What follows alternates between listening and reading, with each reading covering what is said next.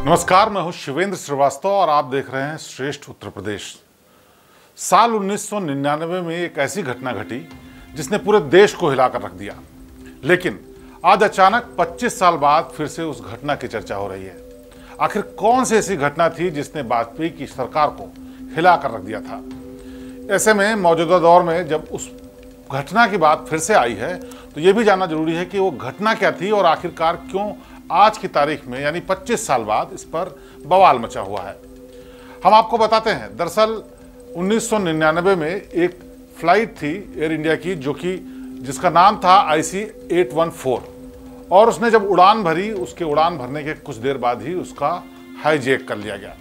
उसकी हाईजैकिंग ने पूरे देश में बवाल मचा दिया था।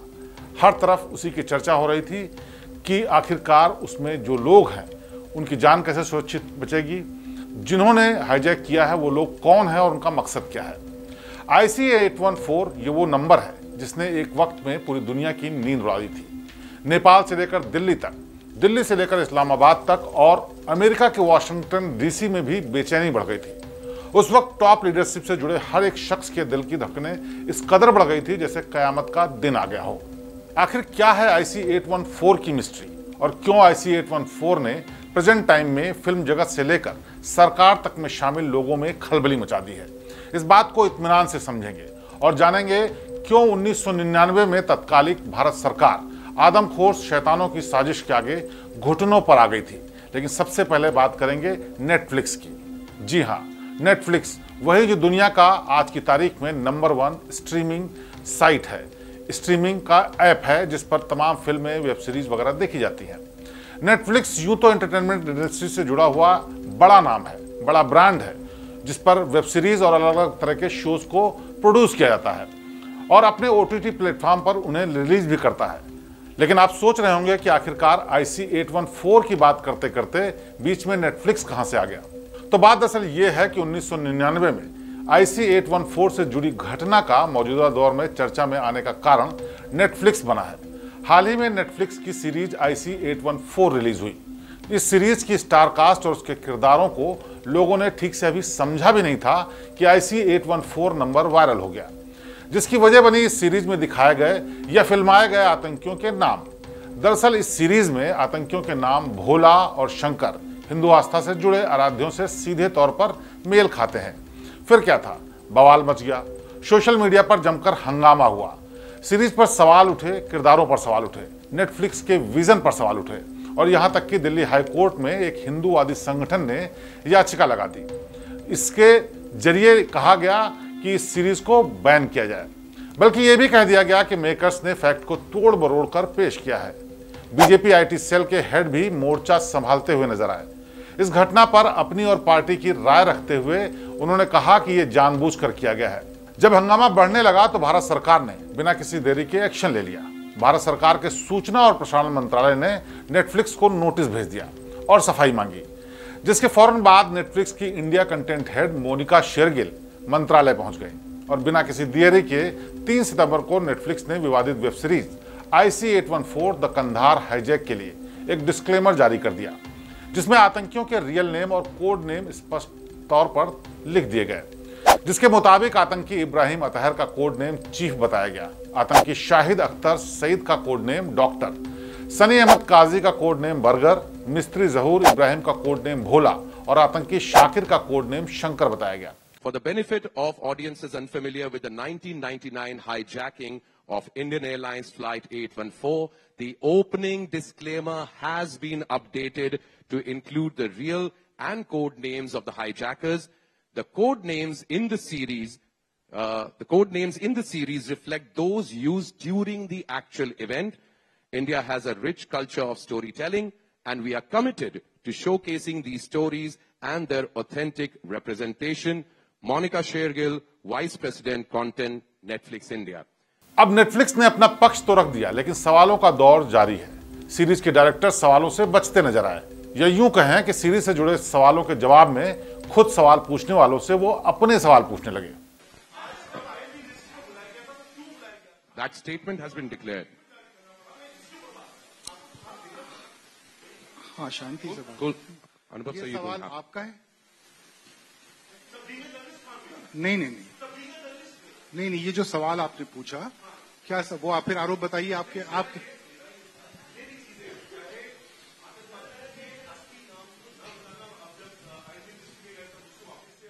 आपने सीरीज देखी है? आपने सीरीज देखी है? सीरीज देखी है? सीरीज देखी है? सीरीज देखी है? सीरीज देखी है? मैं बात नहीं कर सकता आपसे, आपने सीरीज ही नहीं देखी है। नेटफ्लिक्स पर लगे आरोप गंभीर हैं। IC-814 सीरीज के मेकर्स के थिंक प्रोसेस पर भी सवाल है। लेकिन यह घटना कितनी गंभीर थी और उसने 1999 के दौर में कैसे सबको हैरान कर दिया था, जो इस सीरीज की कास्ट में शामिल नासिरुद्दीन शाह ने खुद भी बताया है। Can't say that I was about 50 Sir. when this happened, end of the previous century. I remember being extremely disturbed because I feared that it would provoke another wave of Islamophobia, and luckily at that time it didn't. But I remember feeling terribly concerned about the situation and what it would lead to, and there was a feeling of ambivalence at the end when the whole crisis was resolved. Nasiruddin Shah ने संकेत दिए कि कैसे इस hijacking ने पूरी दुनिया में दहशत फैला दी थी। ऐसे में इस पर बेस्ड सीरीज पर बढ़ते विवाद का सच हम आपको फ्लाइट नंबर IC-81 में उस वक्त आतंकियों की कैद में मौजूद रही महिला की जुबानी बताएंगे, और उस वक्त कैसे एक पूरा का पूरा प्लेन हाईजैक हो गया, इसकी वजह भी समझेंगे। लेकिन उससे पहले जान लेते हैं कि आखिर 24 दिसंबर 1999 को इस फ्लाइट में हुआ क्या था। ये बात है 24 दिसंबर 1999 की। नेपाल की राजधानी काठमांडू में इंडियन एयरलाइंस की फ्लाइट IC-814 ने त्रिभुवन इंटरनेशनल एयरपोर्ट से नई दिल्ली के लिए उड़ान भरी थी। लेकिन जैसे ही ये हवाई जहाज हवा में पहुंचा, विमान को हाईजैक कर लिया गया। फ्लाइट को शाम के समय नई दिल्ली एयरपोर्ट पर पहुंचना था, लेकिन उड़ान भरने के थोड़ी देर बाद ही उसे हाईजैक होने की जानकारी मिली। फ्लाइट IC-814 को यूं तो तय वक्त पर दिल्ली में लैंड होना था, मगर हाईजैक होने के बाद फ्लाइट IC-814 दिल्ली की जगह अमृतसर में लैंड हुई थी।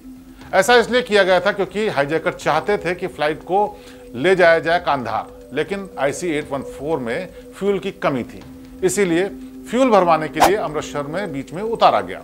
हालांकि अमृतसर में फ्यूल भरवाया नहीं जा सका, जिसके बाद आतंकियों ने पायलट को हाईजैक प्लेन को लाहौर ले जाने के लिए कहा।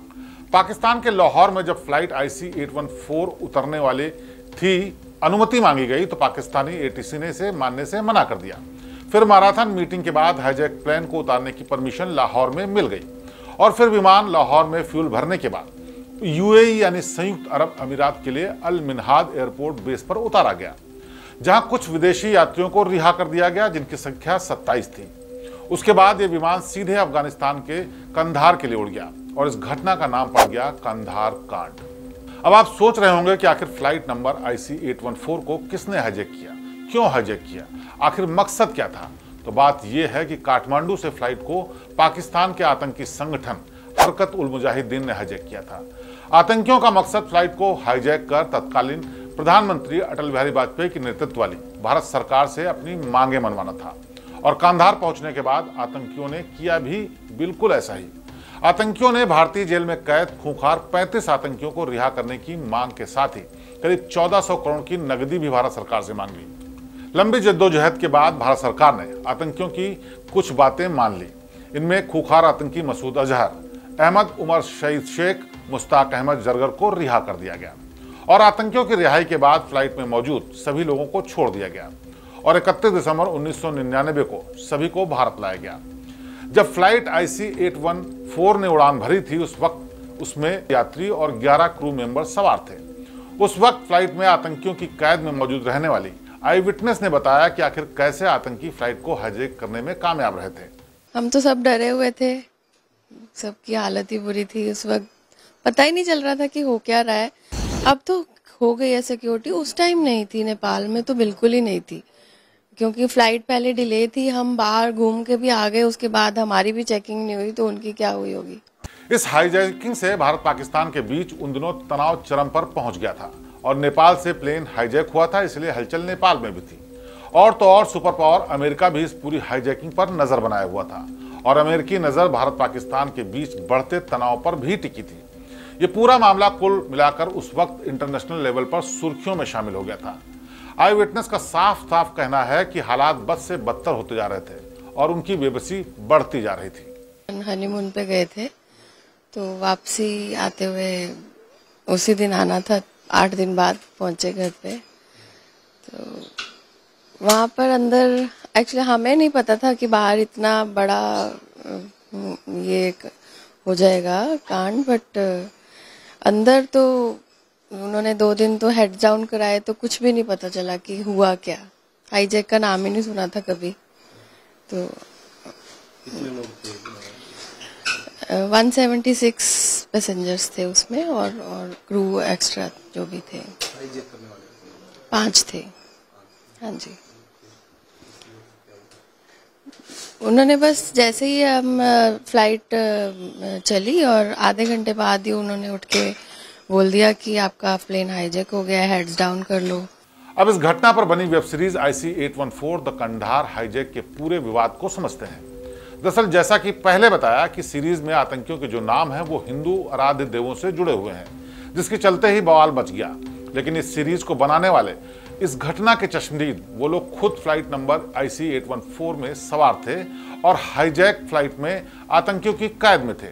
वो भी बता रहे हैं कि सीरीज IC-814 में जो दिखाया गया है वो रियल है, इस पर हंगामे की कोई जरूरत नहीं है। पता नहीं क्यों इसको कंट्रोवर्सी ले रहे हैं, एंटरटेनमेंट है उसके हिसाब से देखना चाहिए। भोला शंकर उनके नाम थे, उन्होंने रखे हुए थे और वो बोलते थे, तो वो ट्रू है। ऐसा कुछ नहीं है कि इन्होंने अपनी मर्जी से बनाया है। वो ले रहे थे उस टाइम पे? हाँ, वो भोला शंकर ही बोलते थे। उन्होंने वैसे रखा था उसके लिए और वैसे ही नाम था। कोड नेम होंगे उनके, तो बट भोला शंकर ही थे। ये तो कंट्रोवर्सी में आ गया कि इन्होंने बनाया नाम, बट वो थे, हमने भी सुने हैं। चश्मदीद ने बताया कि प्लेन में कैद के दौरान उनको इस्लाम धर्म कबूल करने के लिए आतंकियों की तरफ से दबाव भी बनाया गया था। हमें तो उन्होंने बहुत कहा कि इस्लाम धर्म अपना लो, इस्लाम धर्म बहुत अच्छा है। जो एक मेन डॉक्टर था उसमें, जिसको डॉक्टर के नाम से बोलते थे, वो बहुत स्पीचेस देता था कि इस्लाम धर्म को अपना लो। फ्लाइट IC-814 में आतंकियों की कैद में रही महिला ने इस मामले की असली सच्चाई बताई है और समझा दिया है कि सीरीज पर विवाद की जरूरत नहीं है, क्योंकि जो हुआ था वही दिखाया गया है। चश्मदीद ने कंफर्म किया है कि आतंकियों के कोड नेम भोला शंकर ही थे, जो इस विवाद के खात्मे की ओर इशारा करते हैं। और रही बात प्लेन के हाईजैक और उससे जुड़ी एजेंसियों के इस घटना के बाद एक्टिव होने की, तो 1999 में घटी इस घटना के बाद एयर ट्रैफिक कंट्रोल, एयरपोर्ट से जुड़े पूरे सिस्टम को हाईटेक करने की ओर कदम उठाए गए थे ताकि ऐसी घटनाएं फिर ना हो। तो ये था विवाद IC-814 के इस सीरीज में आने की वजह से, इसके नाम पर सीरीज बनने की वजह से। लेकिन जिस तरह का विवाद हो रहा है उससे साफ पता चलता है कि इसका फायदा सीधे नेटफ्लिक्स को होने वाला है। वो इसलिए क्योंकि इस पर इतना विवाद बढ़ चुका है, इतनी चर्चा हो चुकी है कि लोग अब इसमें इंटरेस्ट ले रहे हैं कि आखिरकार इस सीरीज में ऐसा क्या दिखाया गया है, आखिरकार ये पूरा किस्सा क्या था। भले ये घटना 25 साल पुरानी है, लेकिन आज भी उन लोगों के जहन में ताज़ा है जो उस वक्त उस उम्र में थे, जो कि पूरे मामले को समझ सकें, या वो लोग जो इस पूरी फ्लाइट में सवार थे, जिन्होंने उस दर्द को झेला, उस वक्त को देखा और ये सब कुछ महसूस किया था। बहरहाल इस घटना के बाद सीरीज IC-814 चर्चा में है, लोग उसको देख रहे हैं और उससे जुड़े हुए जो तमाम नाम हैं उन पर भी चर्चा हो रही है। राजनीति अलग जगह है, लेकिन फैक्ट बताते हैं, चश्मदीद बताते हैं कि इसमें जो नाम इस्तेमाल किए गए हैं वो सही है, आतंकी वही नाम इस्तेमाल कर रहे थे। तो आखिरकार अब ये तय हो गया है चश्मदीदों की बदौलत कि आखिरकार उस दिन हुआ क्या था। और इसी के साथ हालांकि इस पूरे मामले में विवाद बंद हो जाना चाहिए, लेकिन ऐसा दिखता नहीं है, क्योंकि जितना ज़्यादा विवाद होगा उतनी ही इसकी पब्लिसिटी होगी, चाहे वो राजनीतिक दल हों और चाहे फिर नेटफ्लिक्स की इस सीरीज़ की बात कर लें। तो बहरहाल विवाद जोरों पर है, लोग इस सीरीज़ को देख रहे हैं और असलियत, सच्चाई क्या है वो भी लोगों के सामने आ चुकी है। तो हमारी इस खास पेशकश में आज बस इतना ही। बाकी खबरों के लिए आप देखते रहिए श्रेष्ठ उत्तर प्रदेश। नमस्कार।